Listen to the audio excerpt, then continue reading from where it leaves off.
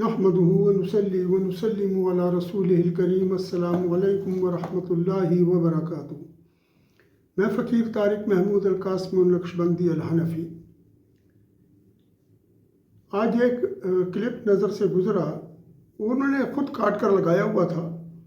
مجھے کسی پر کوئی اعتراض نہیں ہوتا جب میں دیکھتا ہوں کہ لوگوں کو اب گمراہ کیا جا رہا ہے اور ان سے باتیں چھپائی جا رہی ہیں، تو میرے اوپر یہ فرض ہوتا ہے دین کے طالب علم کی حیثیت سے کہ میں اس چیز کو اوپن کر کے آپ لوگوں کے سامنے رکھ دوں۔ اور بقول قرآن مجید میں جو اس طریقے سے آیا ہے، اور قرآن مجید کا جو ارشاد ہے کہ وما علینا الا البلاغ، اور ہم پر نہیں ہے مگر پہنچا دینا، یعنی ہم پر پہنچا دینا فرض ہے حقیقی اور سچی بات کو۔ مجھے سمجھ نہیں آتی کہ وہابیوں اور اہل حدیث نے کس طریقے سے اپنے ساتھ اہل سنت والجماعت کا ٹائٹل لگایا ہوا ہے۔ اور مزے کی بات یہ ہے کہ میں جتنے بھی پروگرامز دیکھ رہا ہوں اور اس کے اندر جو چیز مجھے نظر آ رہی ہے وہ یہ ہے کہ پوڈ کاسٹ بہت زیادہ ہو گئے ہیں اہل حدیث کے، یعنی وہابیوں کے، اور اس میں وہ سب سے زیادہ جو مار دے رہے ہیں وہ اولیاء اکرام کے اوپر ہے، صوفیاء کے اوپر ہے، کیونکہ تصوف ہی وہ صحیح عقیدہ اور وہ صحیح دین ہے۔ کیونکہ تصوف کا مطلب ہوتا ہے practicality of Sharia, when you practice Sharia, this is what is called a تصوف۔ یہ اس طرح نہیں ہے لوگوں نے جو بنایا ہوا ہے۔ بھائی مارکیٹ میں جو لوگ بیٹھے ہیں ان کا کوئی کام نہیں ہے۔ تصوف ہم سے سیکھیں آ کر، نہ پھر ہم سے پوچھیں آ کر تصوف کیا ہے۔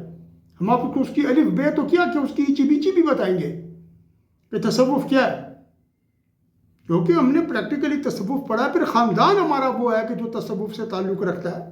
نبی علیہ السلام کے دور سے ہمارا خاندان چلا آ رہا ہے۔ میں اور آگے جا کر کوئی بات نہیں کرنا چاہتا، لیکن فار گاڈ سیک آپ لوگوں کو دھوکہ دینا چھوڑ دیں۔ یہ کلپ آپ ذرا ملاحظہ فرمائیں، میں پھر آپ سے عرض کرتا ہوں۔ نماز کے پہلے کاؤنٹنگ کی جائے گی کہ اس نے 70 سال گزارے، 60 سال کی نماز کہاں ہے؟ مطلب 10 سال میں اگر فرض ہوئی 60 انٹو 365 انٹو 5 کہاں ہے جی؟ 5320 جتنی بھی ہے پوری ہے؟ نہیں پوری تو نہیں ہے یار۔ اچھا دیکھو کچھ ایکسٹرا نوافل ہیں، کوئی ایکسٹرا تہجد ہیں، کوئی ایکسٹرا چیزیں جو کمپنسیٹ کریں، تو وہ اگر جو نماز دن کی 3 پڑھ ہے 4 پڑھ ہے، نماز اگر پوری نہیں ہے اس کا نام ہے مال دکھائی نہیں جائے گا اس کے بعد۔ یعنی جیسے ہمارے سبجیکٹس میں کچھ انگلش ہے، کچھ ہیں جو کمپلسری سبجیکٹس ہیں، آپ کمپلسری میں پاس ہو جائیں، آپشنل میں فیل بھی ہو جائیں، آپ پروموٹ ہو جاتے ہیں۔ کمپلسری میں اگر آپ فیل ہو جائے نا، چاہے آپشنل میں آپ کے 100/100 نمبرز ہیں، یعنی آپ لوگوں کی بڑی خدمت کیا کرتے تھے، آپ بڑے اچھے فلانتھروپسٹ تھے اور یہ تھے اور وہ تھا، صدقہ کا خیرات، لیکن نمازیں پوری نہیں ہیں آپ کی، تو یہ کمپلسری میں آپ فیل ہیں، نو چانس۔ جی آپ نے سن لیا نا کلپ۔ اب دیکھیں اس کے اندر جو سب سے بڑی بات یہ ہے نا کہ نماز کے لیے کاؤنٹنگ کی جائے گی۔ پھر وہ کہتے ہیں، فرماتے ہیں کہ جی 70 سال 10 سال کی عمر میں اگر فرض ہوئے تو 60 سال آپ نے کیا کیے۔ پھر آپ روزانہ 4 نماز پڑھتے ہیں تو 4 multiplied by 365 and then further جو ہے تو انہوں نے پروسیڈ کیا۔ ویل اینڈ گڈ جی، آپ نے تو بہت اچھا طریقہ بتا دیا۔ اس کا ریفرنس کیا ہے؟ یہ جو آپ نے بات کی ہے اس کا ریفرنس کیا ہے؟ کس ریفرنس سے آپ نے بات کیا ہے؟ اور پھر کیا فرماتے ہیں آگے چل کر؟ اس کا نامہ مال دیکھا جائے گا، ٹھیک ہے جی، اور پھر دیکھے جائیں گے کہ جی نوافل کیا کی ہیں اس نے، کوئی نوافل پڑھے ہیں، تہجد ہے، اور کوئی ایسی چیز ہے کہ اس کو لا کر جو ہے تو اس کو کمپنسیٹ کیا جائے۔ لیکن چونکہ وہ تو نماز ہی 3 پڑھتا رہا ہے دن میں، تو وہ کمپنسیٹ، بات یہ ہے کہ یہ بات کمپنسیشن کی ہے۔ نوافل بھی دیکھے جائیں گے، تہجد بھی دیکھا جائے گا۔ لیکن آپ نے آگے جو فرمایا نا، ایک اور بات بھی انہوں نے ہمارے ذہن میں ڈالی ہے کہ کمپلسری ہوتا ہے اور ایک جو ہے تو آپشنل سبجیکٹ ہوتا ہے۔ آپشنل میں آپ فیل بھی ہو جائے کوئی مسئلہ نہیں ہے، لیکن اگر کمپلسری آپ فیل کر دیں انگلش وغیرہ تو آپ فیل ہو جاتی ہیں۔ ویری گڈ جی، بڑی ٹھیک بات آپ نے کی ہے۔ تو وہ کیا کہہ رہے ہیں کہ دیکھیں کہ نماز پوری نہیں ہے تو اس کا نامہ اعمال نہیں دیکھا جائے گا۔ یہ بات کہاں سے آئی ہے جی؟ یہ بات کہاں سے آئی ہے؟ اس کا ریفرنس کیا ہے؟ could you provide with that reference to us؟ تاکہ ہم اپنے آپ کو ٹھیک کریں نا۔ میں تو آپ کی بات کو نہیں سنتا، آپ کی بات کی تو کوئی حیثیت ہی نہیں ہے، میری بات کی بھی کوئی حیثیت نہیں ہے جب تک کہ ہم اس کو ریفرنس کے ساتھ نہ پیش کریں۔ ان میں ایک اور صاحب ہیں، وہ ابھی مسلمان ہوئے ہیں اسی یوتھ کلب کے اندر، پتہ نہیں عیسائی سے مسلمان ہوئے کہ ہندو سے، انہوں نے آگے ڈائریکٹ اولیاء اکرام پر چوٹ کی ہے کہ یہ وسیلہ کیوں پیش کرتی ہے؟ وسیلہ قرآن میں لکھا ہوا ہے، سورہ کہف میں لکھا ہوا ہے، सूरह बनी इसराइल में लिखा हुआ है, वकानु मिन क़ब्लु यस्तफ्तिहून अलल्लज़ीना कफ़रू, और यहूदी नबी अलैहिस्सलाम के वसीले से अल्लाह से दुआ किया करते थे किन पर? कुरैश के मुशरिकीन पर, कि अल्लाह इन पर हमें फतह दे, उन नबी के सदक़े में जो आने वाले हैं। बात यह जी, अब मैं आता हूँ उस तरफ। इन्होंने कहा ना कि जी बिल्कुल नमाज वगैरह चेक की जाएगी, नवाफिल चेक किए जाएंगे कि जो कमी है उससे पूरी हो जाए, लेकिन नमाज सिर्फ और सिर्फ नमाज ही आपकी नजात का जरिया नहीं है।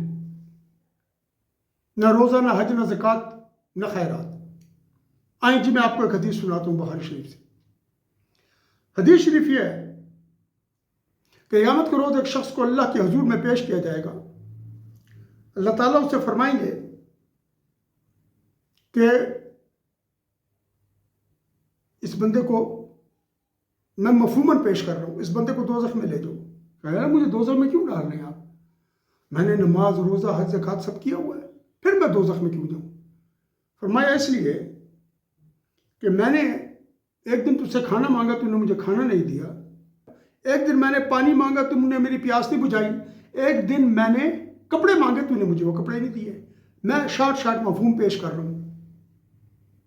वो कहेगा बंदा कि अल्लाह आपको कपड़ों की क्या ज़रूरत है, आपको खाने की क्या ज़रूरत है, आप तो खुद कपड़ा और खाना देने वाले हैं, ठीक है जी, और आपको पानी की क्या ज़रूरत है, आप तो खुद पानी देने वाले हैं। तो अल्लाह ताला उससे फरमाएंगे कि मेरा एक बंदा तेरे पास आया था, उसने तुझसे रोटी का कहा, तूने उसको खाना नहीं खिलाया।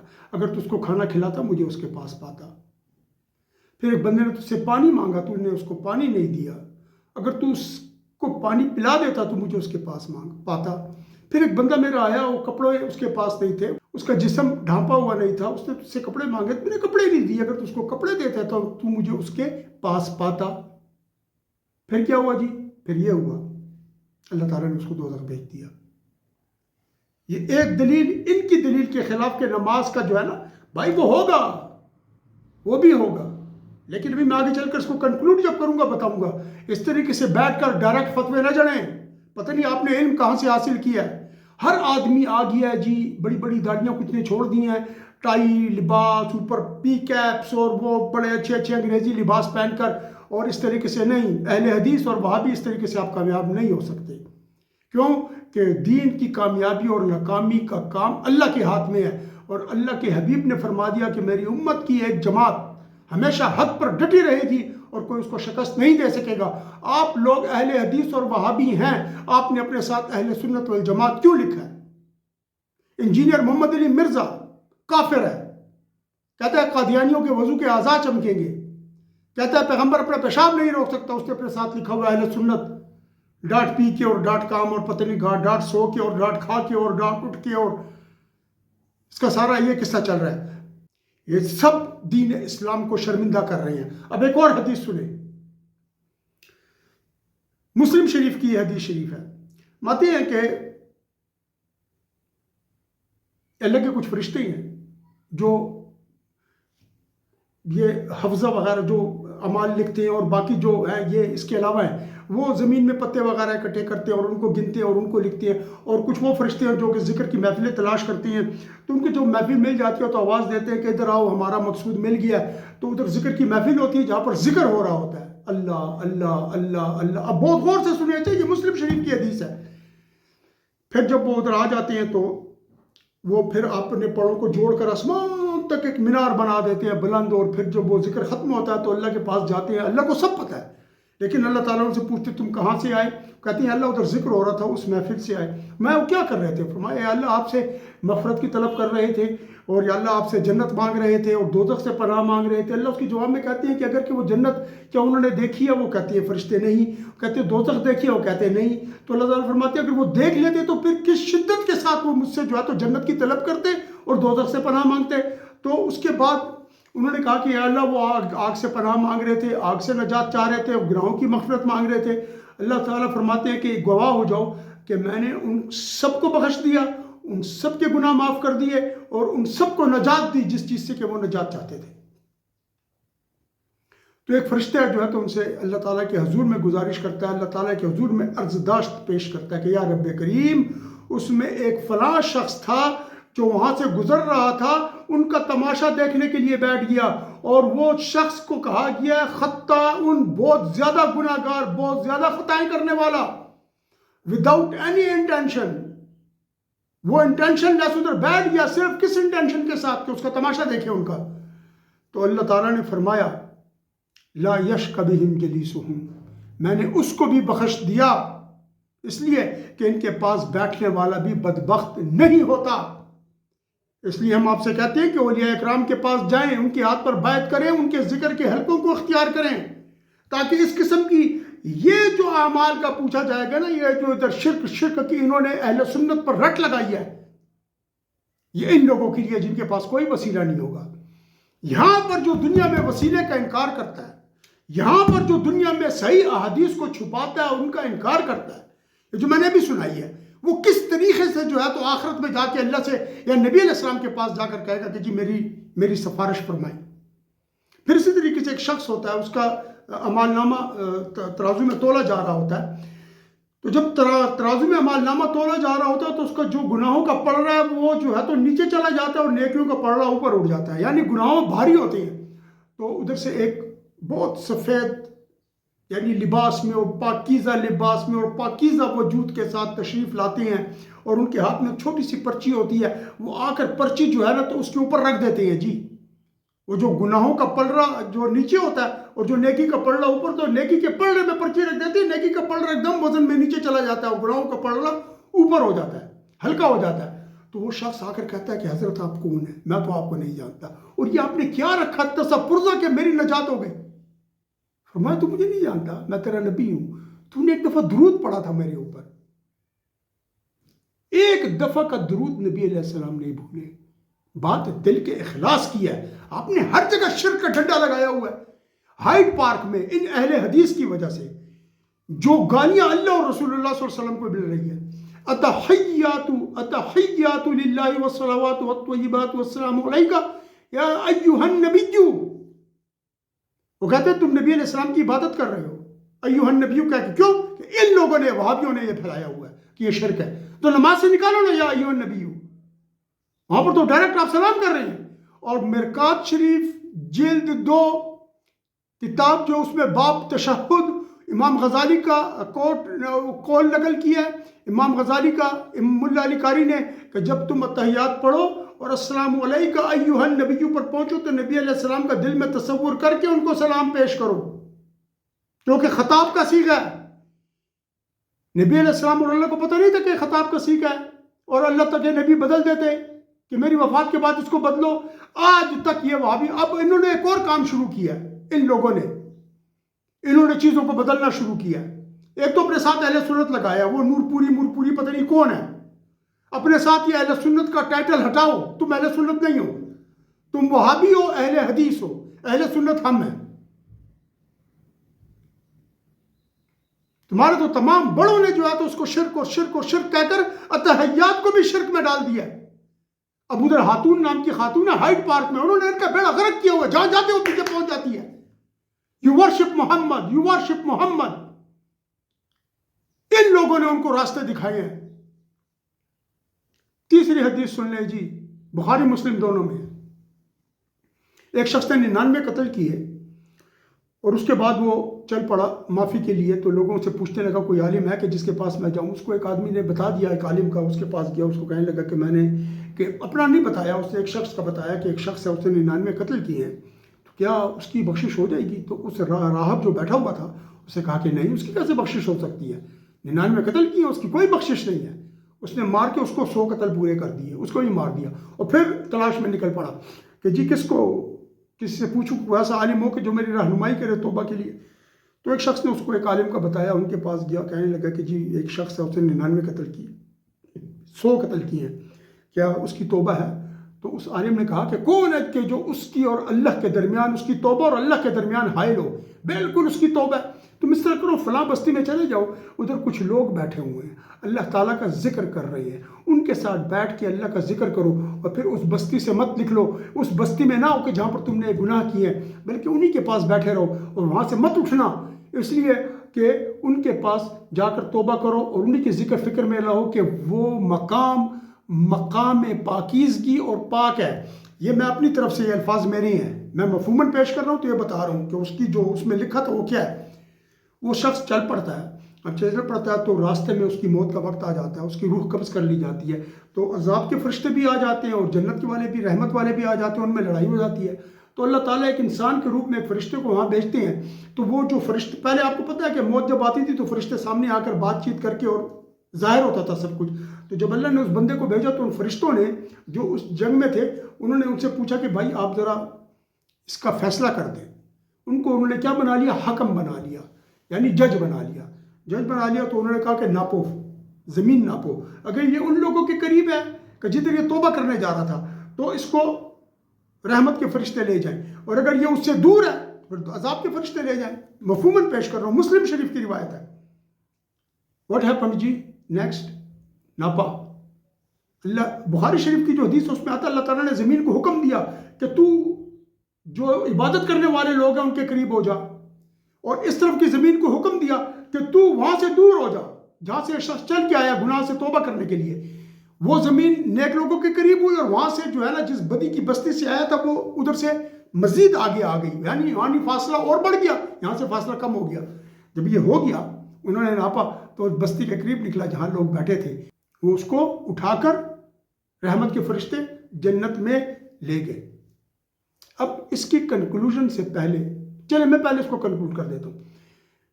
کیا وہ شخص یہ نہیں کہہ سکتا تھا اپنے کمرے میں جا کر توبہ کر لے؟ اس نے یہاں پر کیوں بھیجا؟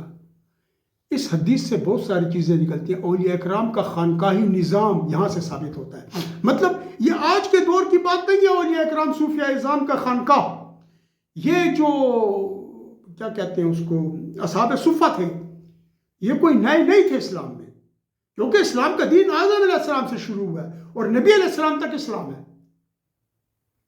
ٹھیک ہے جی. اب کیوں یہ کہا گیا, ادھر کیوں بھیجا گیا عبادت کے لیے؟ پھر وہ بھی کہتا ہے کہ وہاں سے نہ نبی علیہ السلام نے اس پر کوئی اعتراض بھی نہیں فرمایا, اور وہ شخص جس نے 100 قتل کیے اس کی نمازیں تو تھی نہیں, وہ تو 100 قتل کے بعد توبہ کرنے چلا تھا اور مر گیا راستے میں, اور ابھی پہنچا بھی نہیں اس جگہ پر, اور اللہ نے اس کو بخش دیا, رحمت کے فرشتے لے گئے اٹھا کر. کیوں؟ یاد رکھیں آپ یہ جو یوتھ کلب ہے یا جو بھی ہے نا, اولڈ کلب ہے یا نیو کلب ہے, اس کو آپ چھوڑیں. آپ دیکھیں کہ کون آپ کو اتھینٹک چیز پہنچا رہا ہے. کوئی بھی ریفرنس نہیں دیتا, جو ریفرنس دیتے ہیں غلط ہوتے ہیں. میں نے چیک کی ہیں, ایون کہ انجینئر محمد علی مرزا غلط ریفرنس دیتا ہے, میں نے اس کے ریفرنسز پکڑے ہیں. ساحل ادیم تو ریفرنس دیتا نہیں اور الٹی بکواس کرتا ہے. اس طرح ان کا بھی میں نے دیکھا کوئی ریفرنس نہیں, اور کہتے ہیں حساب کتاب نماز اور اعمال نامہ نہیں دیکھا جائے گا. یہ کیا ہو رہا ہے سب؟ اولیاء اکرام کو اختیار کریں. یہ نبی علیہ السلام کے دور سے آ رہا ہے بیعت کا سلسلہ. آج کون بیعت کر رہا ہے؟ لوگ سمجھتے ہیں کہ ہم لمبی لمبی داڑیاں چھوڑ دیں گے اور جو ہے تو اوپر سے جینز اور پینٹ پہن کر آ جائیں گے اور لوگوں کو گمراہ کر لیں گے. پہلے تو جی آپ اپنے ان لوگوں سے کہیں جو آپ وہابی ہیں اور اہل حدیث ہیں کہ اپنے پاس سے یہ اہل سنت اور جماعت کا جو ہے نا یہ ہٹائیں. ہم ہیں وہ, ہم کہتے ہیں یا رسول اللہ, ہم جاتے ہیں زیارتوں پر, جس طریقے سے سورۃ الکہف میں قبر پر انہوں نے کہا مسجد بنائیں گے اور ان سے تبرک حاصل کریں گے. سمجھ آئی؟ میں اس پر انشاءاللہ آ رہا ہوں جی, میں کچھ اور پروگرام بھی شروع کر رہا ہوں. میں ان قریب آپ لوگوں سے انشاءاللہ ایک بہت اچھا ایک ویڈیو بنا کر دوں گا جس میں میں پورا اپنا مستقبل کا پروگرام بتاؤں گا. میں پاکستان کے ایک ایک آدمی کو عالم بناؤں گا انشاءاللہ, ایک ایک بچی کو میں عالمہ بناؤں گا, اور آپ کو میں وہ اصول سکھاؤں گا, وہ اصول کہ جس کو آپ آگے لے کر چلیں گے تو ان کو آپ نہیں چھوڑیں گے, یہ پھنس جائیں گے ادھر. اس کے ساتھ پھر کیا ہے کہ اللہ تعالیٰ کیا فرماتے ہیں کہ اللہ تعالیٰ مشرک کو نہیں بخشیں گے, اس کے علاوہ جس کو چاہیں گے اس کو بخش دیں گے. تو قتل سے بڑا تو کوئی گناہ نہیں ہے شرک کے بعد. اس کو اللہ نے 100 قتلوں پر کیسے بخش دیا؟ وہ جو آدمی وہ بھی بے نمازی بیٹھا تھا نا, وہ بھی جو ہے نا تو اللہ کی فرمان برداری میں تو نہیں تھا, وہ جو جا کے اولیاء اکرام کی مجلس میں ذکر سننے بیٹھ گیا اور اللہ نے اس کو بھی بخش دیا. 99 قتل والا بخشا گیا, وہ بخشا گیا. اور جو میں نے آپ کو سنائی ان کو غور سے سنیں, اس کے اوپر عمل کریں, اور یاد رکھیں اللہ تعالیٰ ہمارا اور آپ کا حامی و ناصر ہو. اور بغیر تحقیق کے کسی کی بات تو سنیں. ایسا کچھ بھی نہیں ہوگا, سب کے اعمال چیک کیے جائیں گے. اور یاد رکھیں آپ کم از کم دن میں درود شریف ضرور پڑھیں, چاہے 10 مرتبہ ہو چاہے 1 مرتبہ ہو, وہ پرچی بھی آپ کے کام آ جائے گی. انسان بہت کمزور چیز ہے. اور نبی علیہ السلام کے دور کا جو تھا اور حکم تھا اور آج کے دور کا اور حکم ہے. نبی علیہ السلام کے دور میں نبی علیہ السلام نے صحابہ سے فرمایا جو میں لے کر آیا ہوں اگر تم نے اس کا 10واں حصہ چھوڑ دیا تم دوزخی ہو, اور تمہارے بعد ایک امت آئے گی وہ میں جو لے کر آئی ہوں اس کے 10ویں حصے پر عمل کر لیا تو وہ جنتی ہیں. آپ کسی بھوکے کو پیٹ بھر کے کھانا کھلائیں, کسی کو مسکرائیں, یہ نیکی ہے. راستے سے ہٹا کر پھینک دیں. وہ ایک جاتے جاتے یہ حدیث بھی سن لیں جی. ایک شخص کو قیامت کے دن اللہ تعالیٰ اپنے قریب کر لیں گے, وہ کہیں گے جا میں نے تجھے اس کے چھوٹے چھوٹے وہ جو ہے نا گناہ, وہ اس کے بعد وہ کہیں گے میں نے تجھے بخش دیا. کہیں گے اللہ میں نے ایسی کون سی نیکی کی ہے کہ آپ نے مجھے بخش دیا, ابھی تو میرے وہ گناہ. اللہ تعالیٰ کہتے ہیں وہ یاد ہے وہ گلی, اندھیری گلی, جب تو جا رہا تھا رات کو اپنے گھر اور ادھر ایک پتھر پڑا تھا, تو نے وہ پتھر اٹھا کر ایک طرف پھینک دیا تھا اور تو نے کہا تھا یہاں سے بوڑھے گزرتے ہیں, اندھے بھی گزرتے ہیں, یعنی ہر قسم کے لوگ گزرتے ہیں, اندھیرے میں ٹھوکر نہ لگ جائے. تو نے کہہ کر پتھر اٹھایا تو کہتے ہیں ہاں اللہ کریم مجھے یاد آ گیا. تو کہتے ہیں اسی نیکی کی وجہ سے تجھے جنت بھیج رہا ہوں, جا. اس طرح نہ کریں, اس طرح نہ کریں, خدا کا واسطہ اس طرح نہ کریں, دین کو تباہ نہ کریں. دیکھیں دین کی مختلف برانچز ہیں, ہر برانچ کے اندر جب آپ نیکی کا کام کریں گے نا, شعبے ہیں نا اس کے, حیا بھی ایک شعبہ ہے, نیکی کرنا بھی ایک شعبہ ہے, ہنس کے دیکھنا بھی ایک شعبہ ہے, کسی سے اللہ کے لیے محبت کرنا بھی ایک شعبہ ہے, کسی کو پیٹ بھر کے کھلانا ایک شعبہ ہے, کسی کو جو ہے تو کپڑے پہنانا دوسرا شعبہ ہے, کسی کو جو ہے نا تو پانی پلا کر پیاس بجھا دینا تیسرا شعبہ ہے, کسی کے جاتے جاتے لفافے میں پیسے ڈال کے کسی کو بتائے بغیر اس کے گھر کی دیوار کے نیچے سے یا دروازے کی دراز کے نیچے سے گھر میں پھینک دینا, یہ بھی ایک شعبہ ہے. اللہ تعالیٰ بخشنے کے لیے تیار ہیں, اپنے یقین کو متزلزل نہ ہونے دیں. یہ لوگ یقین متزلزل کر رہے ہیں. میں ان کو چیلنج کرتا ہوں, ڈائریکٹ آؤ, بیٹھو میرے ساتھ, میں آپ کے ساتھ گفتگو کرتا ہوں. ایک بھی ان میں سے آ کر مناظرہ کرنے کے لیے نہیں بیٹھتا. لوگوں کو گمراہ نہ کرے. آخر دعوانا ان الحمدللہ رب العالمین وصلی اللہ تعالی علی خیر خلقہ ونور عرشہ محمد وعلی آلہ وصحبہ اجمعین برحمتک یا ارحم الراحمین.